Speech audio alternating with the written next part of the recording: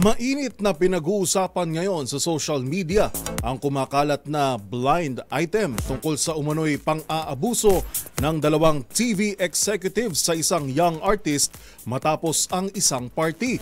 Ang netizens agad itong ikinunek sa makahulugang post na inilabas ng dating child star na si Nino Bulak. Ang matapang na pahayag ng aktor tinutukan sa Showbiz Report na ito. Inumpisahan nyo, tatapusin ko. Yan ang makahulugang post ng dating child star na si Nino Bulak na usap-usapan ngayon sa social media. Bagamat hindi na idinetale ng aktor kung tungkol saan ito at kung sino ang pinatatamaan, ay agad bumuhos sa mga komento ng netizens na kaisa sila sa laban ito para mabigyang hustisya ang umano'y nangyari sa anak ng aktor. Kasunod niyan, naglabas din ng cryptic post ang misis ni Nino na si Diane Abby Tupaz na sisiguraduhin daw nilang magbabayad kung sino ang gumawa ng masama sa kanilang anak. Matapang na pahayag pa nito, wala silang pakialam kung sino ang mga haharapin, maging ang mga nagpoprotekta raw dito.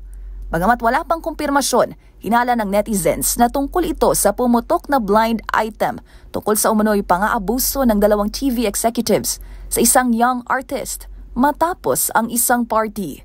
Para sa MBC TV Network News, ito ang ng Showbiz Angel Angelica Cosme. Una sa Pilipinas, una sa Pilipino.